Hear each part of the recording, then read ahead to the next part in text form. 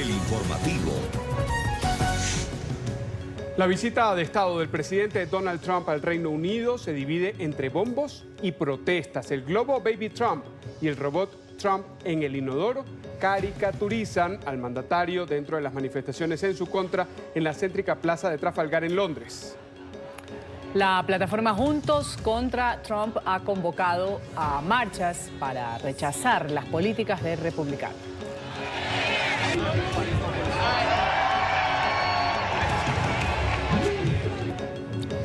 Una buena tarde, bienvenidos a esta emisión del informativo de NTN 24. A esta hora Carlos Figueroa y Ruth del Salto junto a ustedes en el Canal de las Américas. ¿Qué tal, Carlos? Buen martes. Hola Ruth, buenas tardes, bienvenidos todos. En la próxima hora revisaremos lo que es noticia alrededor del mundo, iniciando con... De visita de Estado a Reino Unido, el presidente de Estados Unidos ha asegurado que a partir del próximo lunes va a comenzar a aplicarse los aranceles a los productos mexicanos anunciados la semana pasada. En una conferencia de prensa junto a la primera ministra británica Theresa May, Trump dijo que México debe frenar la que llamó invasión de migrantes hacia Estados Unidos. El mandatario confirmó que en los próximos días habrá una reunión con representantes del gobierno de Andrés Manuel López Obrador que buscan evitar la imposición de tarifas del 5%. Sin embargo, dijo creer que los aranceles los terminará pagando México.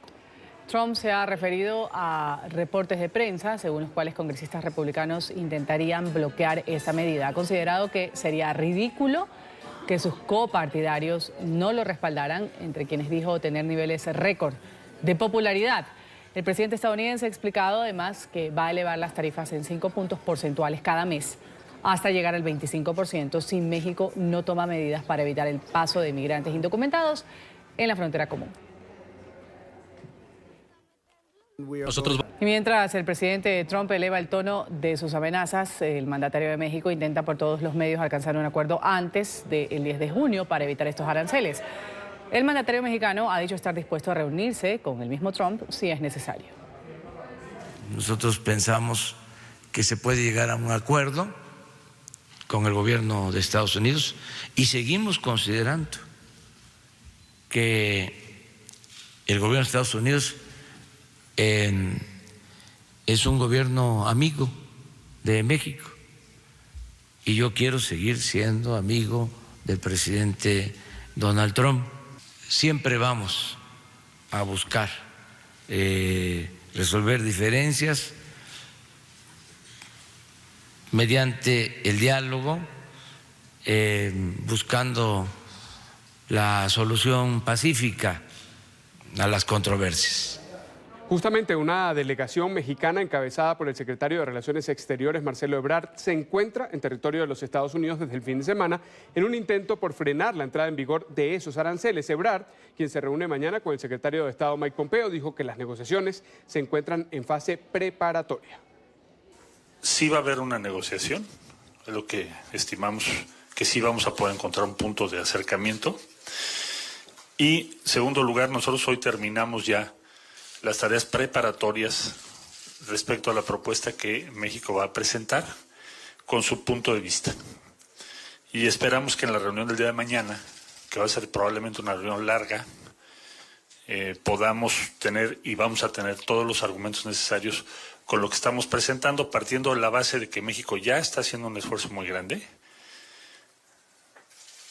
y que compartimos la preocupación y pensamos que tiene solución el incremento importante en el flujo migratorio que estamos viviendo. Mientras tanto, la administración de Donald Trump sigue en su empeño por construir el muro en la frontera sur. El mandatario ha solicitado al Tribunal de Apelaciones una medida cautelar para avanzar con el levantamiento de la valla en 2 tramos de la frontera con México, mientras la justicia dicte una sentencia definitiva respecto a la obra. El recurso jurídico fue presentado en la noche de este lunes y pide que el muro avance en los estados de Arizona y Texas. La medida es la respuesta del gobierno de Trump a la decisión del juez Haywood Julian de California, que el pasado 24 de mayo bloqueó el proyecto argumentando el uso de fondos no autorizados y atendiendo el pedido de un grupo de organizaciones civiles y 20 estados demócratas.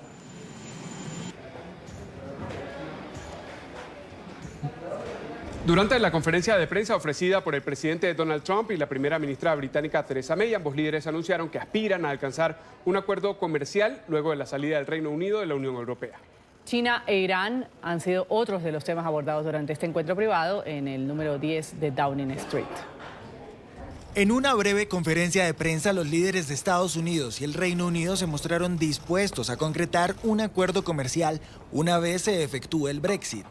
Creo que todo lo relacionado con un acuerdo comercial está sobre la mesa. Cuando se trata de comercio, todo está en juego. Creo que tendremos un acuerdo comercial muy sustancial. Será un trato muy justo. Theresa May, quien dejará su cargo como primera ministra el próximo viernes, también se mostró optimista sobre el pacto comercial.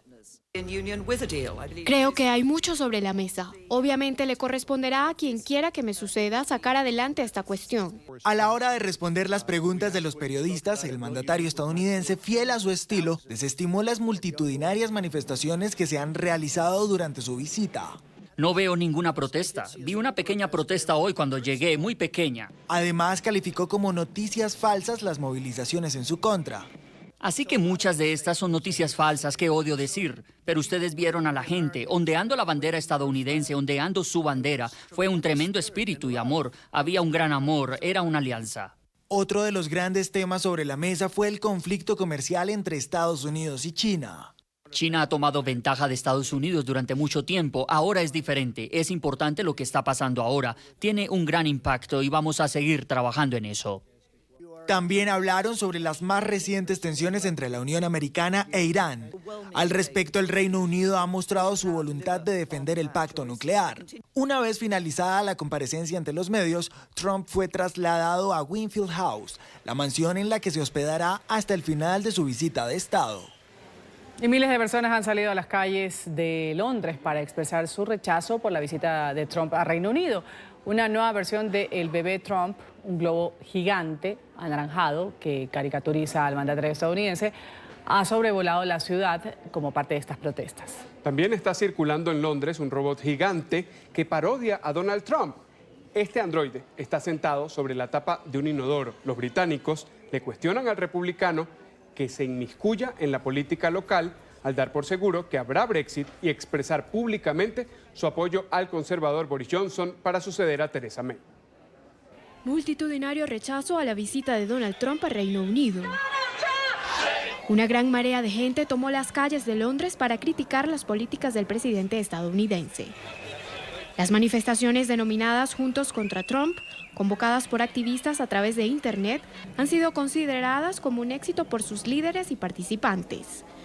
Ocurrentes pancartas con eslogans contra el líder republicano han tomado protagonismo durante las protestas. Pero ha sido la nueva versión del llamado bebé Trump, el gran globo anaranjado que parodia al mandatario de la Unión Americana, el que se ha robado el show, así como un peculiar robot gigante que también asemeja a Trump, sentado sobre un inodoro. Este robot, fabricado en China y que recorrió la plaza de Trafalgar, simula además el sonido de flatulencias. Imitadores de Trump, personas disfrazadas del presidente han dado muestras de su creatividad y han hecho de las suyas durante las marchas. Todos unidos en un solo propósito, expresarle que no es bienvenido en territorio británico. Porque estoy aquí porque no puedo soportar esta abominación. No solo está arruinando a Estados Unidos, está arruinando al mundo. El líder del Partido Laborista de la oposición de Reino Unido, Jeremy Corbyn, también se sumó a la manifestación. Y aunque sin decir su nombre, acusó a Trump de misógino y racista.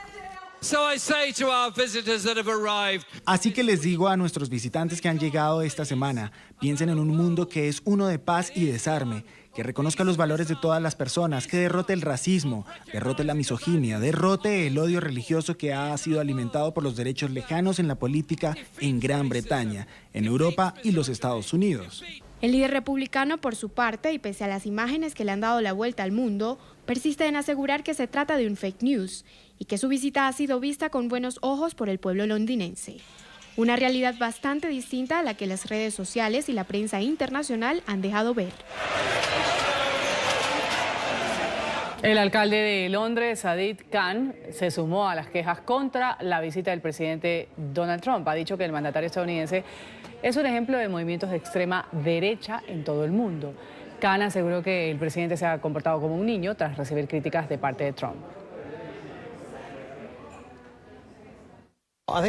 Creo que tenemos que tener mucho cuidado de no dar la impresión de que aprobamos algunas de las cosas que ha dicho y hecho en los últimos 2 o 3 años, desde separar los niños de sus padres en la frontera mexicana hasta usar lenguaje racista, despectivo y ofensivo. Me sorprende un poco que el presidente de Estados Unidos, francamente hablando, se comporte como un niño de 11 años y recurra a los insultos. Si quiere mantener un debate, y me gustaría que lo hiciera sobre algunas de las cuestiones sobre las que no estamos de acuerdo, deberíamos hacerlo.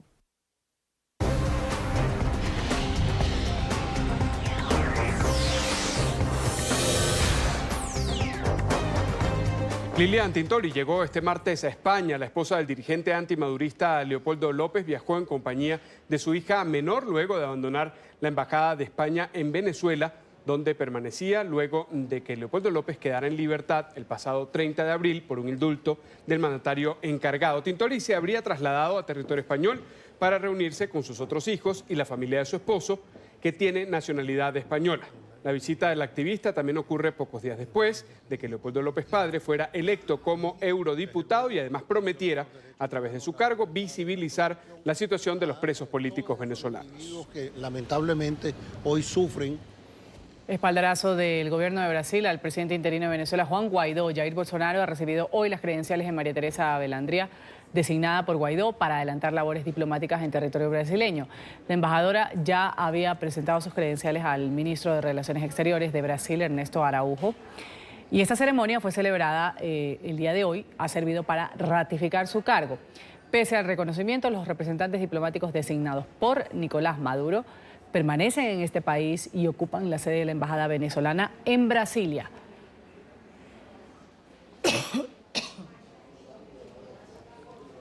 Luego de 5 semanas de bloqueo por parte de la Guardia Nacional Bolivariana, la prensa local y extranjera pudo ingresar hoy a la Asamblea Nacional de Venezuela para dar cobertura a la sesión ordinaria de hoy. Periodistas y diputados han tenido que forcejear con los uniformados para acceder al Palacio Legislativo. NTN 24 está en el lugar de la noticia con Luis Laya. Luis, una buena tarde.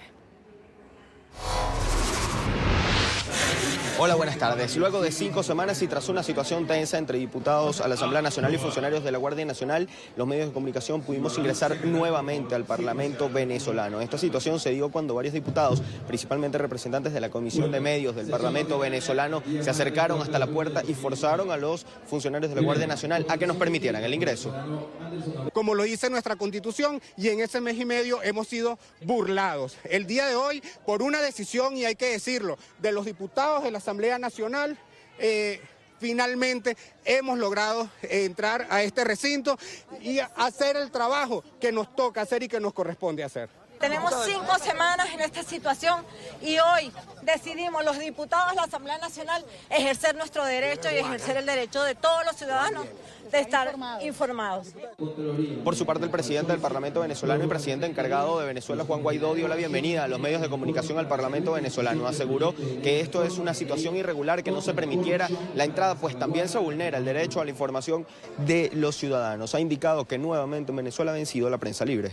La libre prensa, la verdad, la justicia se abre paso, como se abrió paso hoy, noblemente, pacíficamente, la prensa libre en Venezuela, a pesar de la persecución, a pesar del hostigamiento, a pesar de las amenazas, a pesar de haber sido robados en múltiples ocasiones, incluso en las esquinas del Palacio Federal Legislativo, haber recibido agresiones.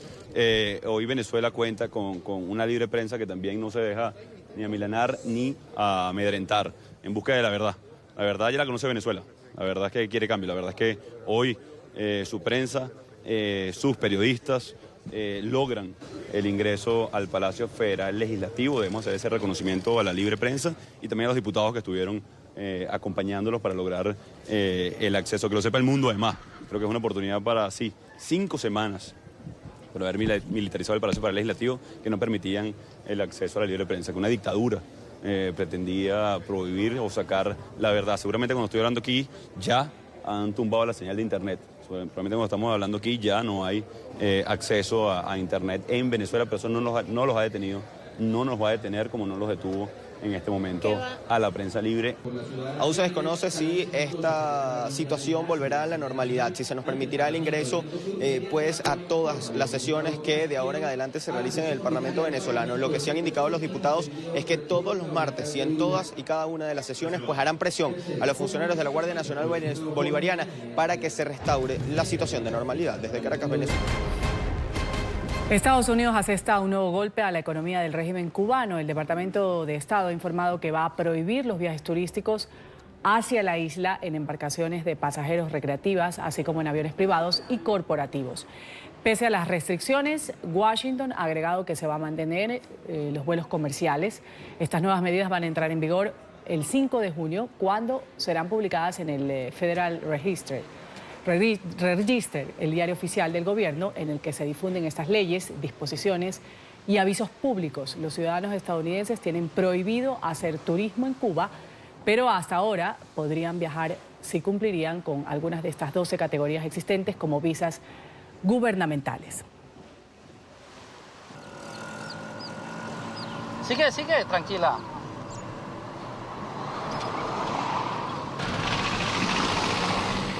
El portal de noticias Cybercuba reveló una serie de documentos clasificados que demostrarían un supuesto espionaje del régimen cubano al Aeropuerto Internacional de Miami. El reporte lo tiene nuestra periodista en Miami, Paola Serna. Paola, muy buenas tardes, adelante.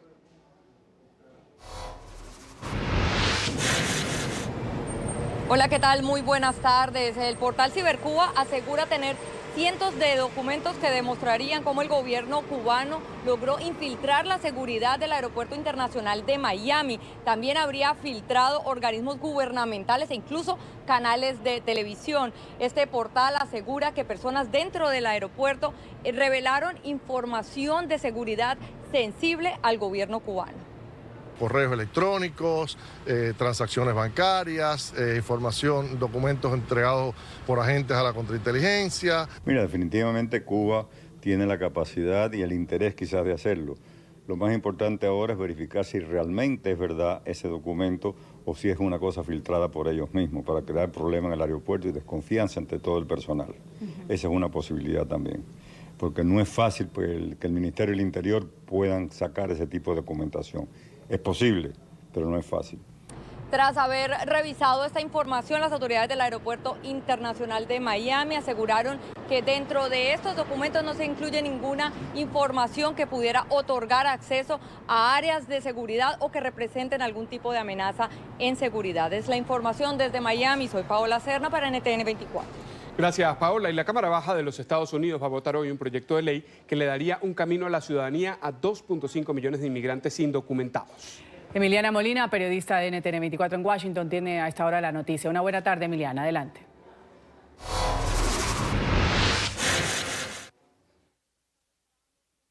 De que se apruebe este proyecto de ley en la Cámara de Representantes el día de hoy son bastante positivas.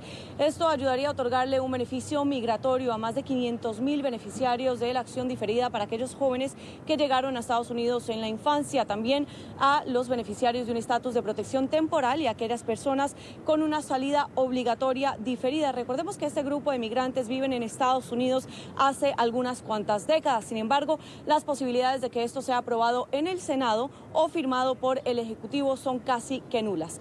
Pero no obstante, de ser aprobado en la Cámara de Representantes y si sí pasa por los pasos del Senado y llega al escritorio del Ejecutivo, algunos de los beneficios que podrían recibir estos soñadores son, por ejemplo, un estatus de residencia permanente condicional por los próximos 10 años. También se anularían todos los procedimientos de remoción si llegaron a Estados Unidos antes de cumplir sus 18 años de edad, pero deben haber terminado la escuela secundaria aquí en la Unión Americana y no pueden haber tenido antecedentes criminales.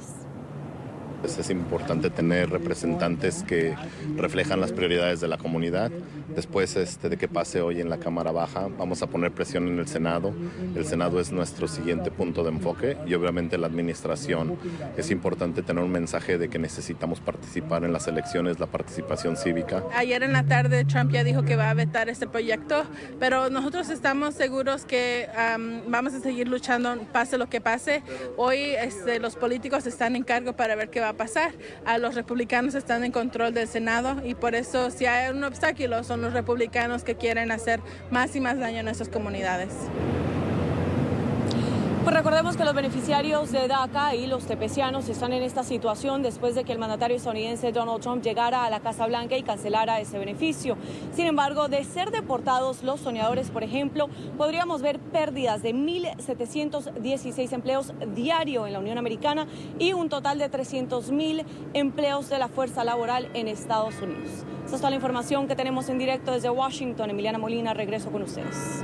Muchísimas gracias, Emiliana. Y muere otro migrante salvadoreño en un centro de detención en el estado de Texas, en Estados Unidos. El hombre de 33 años perdió la vida debido a una aparente crisis epiléptica poco después de haber sido detenido el domingo pasado en la frontera con México. Este fin de semana, en un centro médico del mismo estado, ya había sido reportado el fallecimiento de una mujer transgénero de 25 años, originaria de El Salvador, quien fue detenida cuando intentaba ingresar irregularmente a la Unión Americana. El Instituto Salvadoreño del Migrante ha pedido a la administración de Donald Trump respetar los derechos humanos y la dignidad de los migrantes para así evitar más muertes. En Honduras, maestros y médicos han ratificado que van a continuar en paro. El cese de actividades ya cumple 6 días en la nación centroamericana. Estas protestas iniciaron luego de que el gobierno hondureño hiciera reformas sustanciales a la salud y a la educación. Aunque los decretos fueron derogados por el gobierno, los ciudadanos han anunciado que van a permanecer movilizándose en las calles. Los manifestantes exigen al presidente Juan Orlando Hernández cumplir con una serie de peticiones para abrir un camino al diálogo.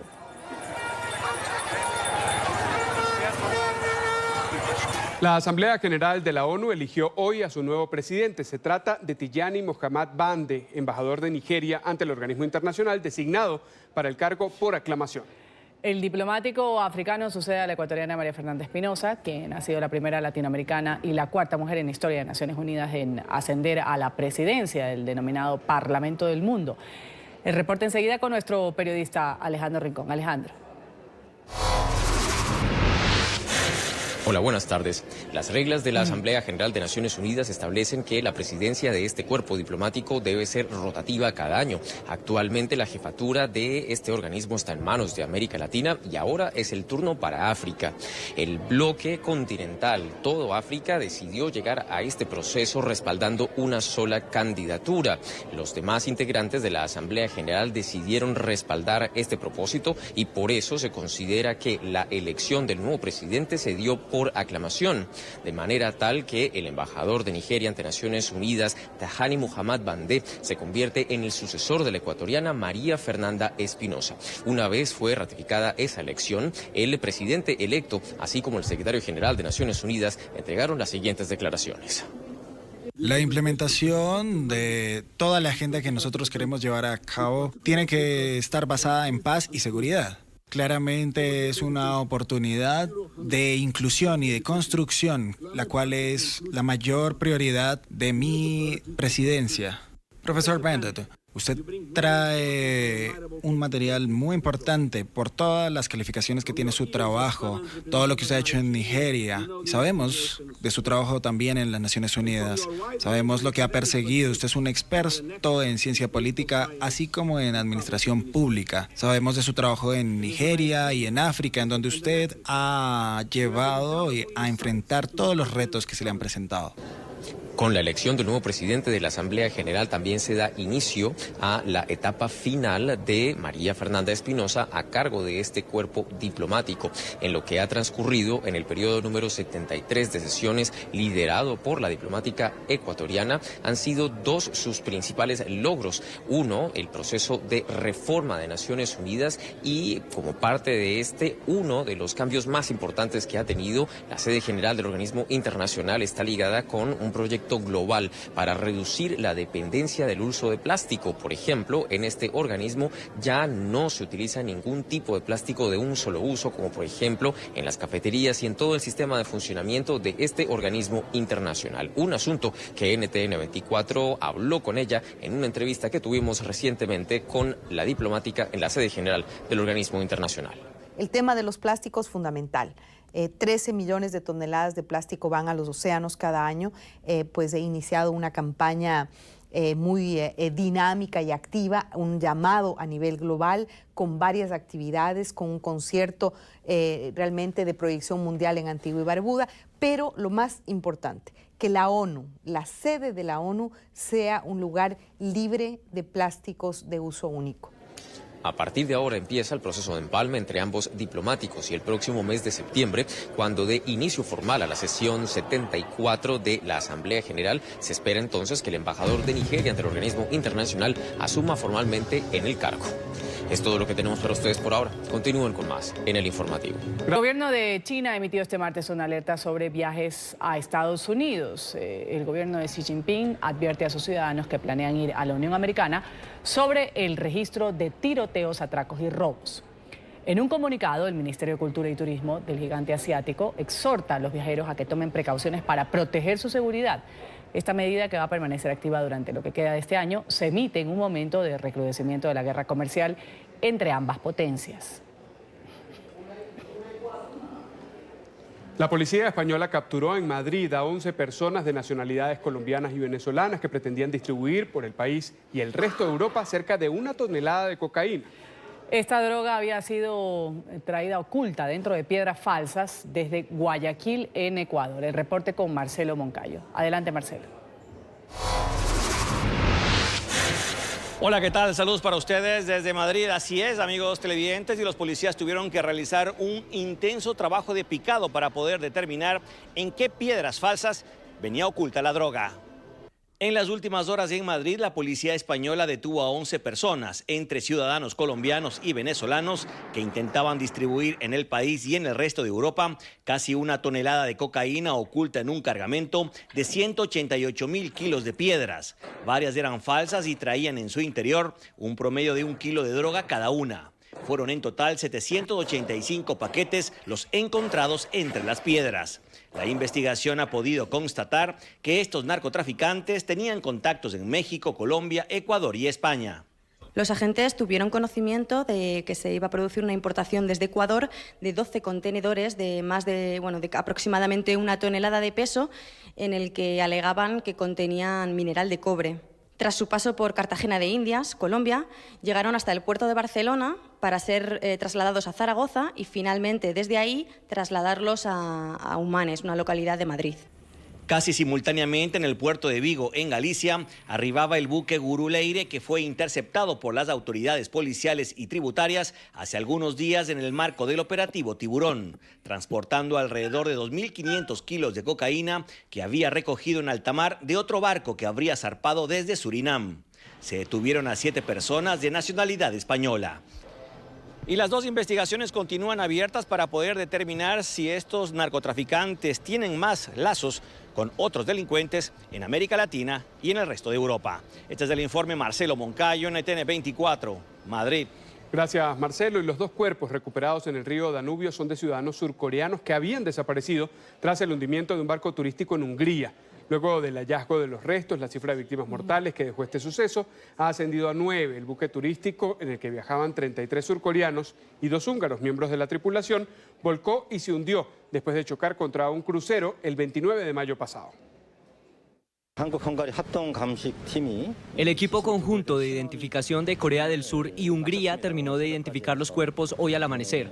El método de identificación consiste en tomar las huellas dactilares de los 2 cuerpos y compararlas con las huellas originales tomadas de la Agencia Nacional de Policía de Corea del Sur. Los cuerpos han sido identificados como surcoreanos porque sus huellas dactilares coinciden con las originales. Entre lo de Carapaz, lo del triunfo de Ecuador ante Uruguay, que comenta que yo nunca digo nada con respecto a los ecuatorianos. Emoción, pero sí la lleva, sí la lleva. Pero por supuesto, o sea, tremendo tipo Carapaz, eso sí, ya me faltaron los días nomás porque el domingo fue la consagración ahí en el Giro de Italia. Gracias a todos por su sintonía con Informativo NTN24, el canal de las Américas. Todas las noticias en @NTN24 en Twitter y en ntn24.com. Feliz tarde.